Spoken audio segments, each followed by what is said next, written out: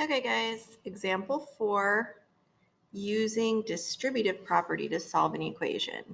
So we're still solving multi-step equations, and this is an extra step. It's part of our multi-steps. So remember, when you see parentheses, you need to take care of these first, okay? So we need to distribute the 2, meaning multiply it through the parentheses. So I'm going to use arrows to remind myself what to multiply. 2 times 1 is 2. And then 2 times negative 5x. Don't forget that the sign has to go with the number. So what's 2 times negative 5? It's negative 10. So I get a negative 10x.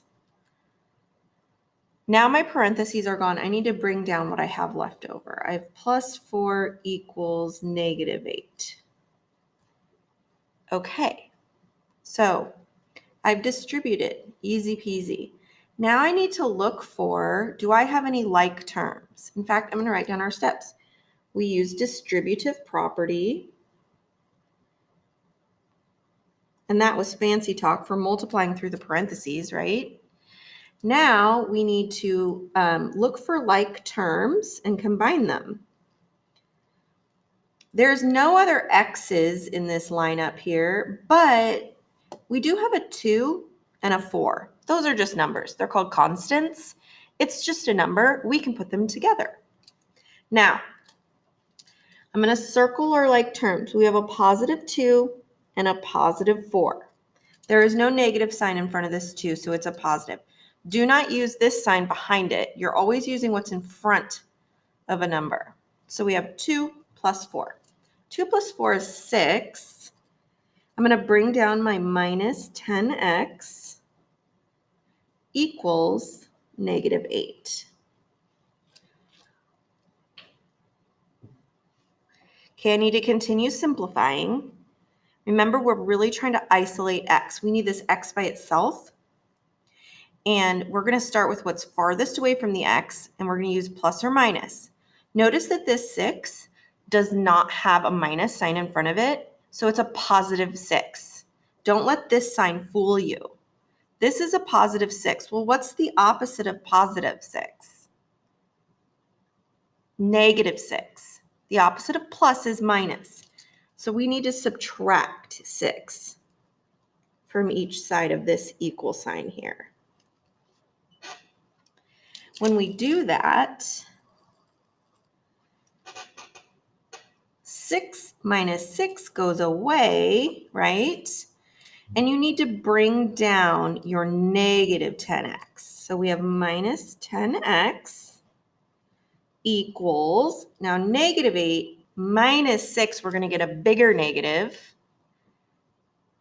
So this is negative 14. You can use your calculator if you need to. All right. We are still trying to isolate this x. Remember, we're using inverse operations. And if this says negative 10 times x, we're going to use division. So you're going to divide each side by negative 10.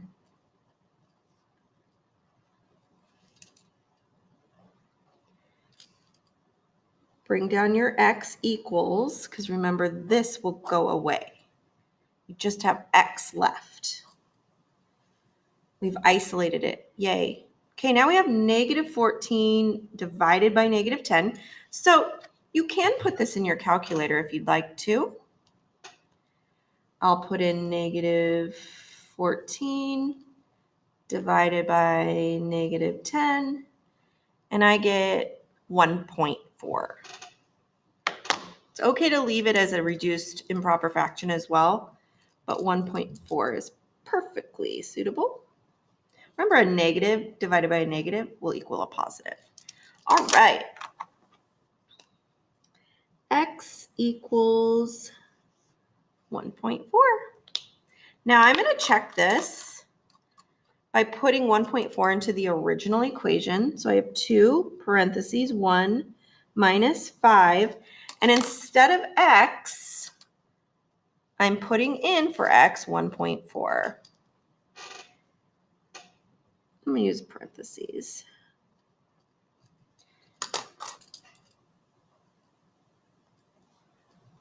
So this whole side here should equal -8. So if I was going to do this by hand, I would have to do inside parentheses first, and inside those parentheses, I'd have to start with this multiplication. This is a lot for me. So I am going to put it in my calculator as 2 parentheses 1 minus 5 times 1.4 parenthesis plus 4, -8. Woo, check. Putting a check mark to let myself know that I checked it and it worked. All right.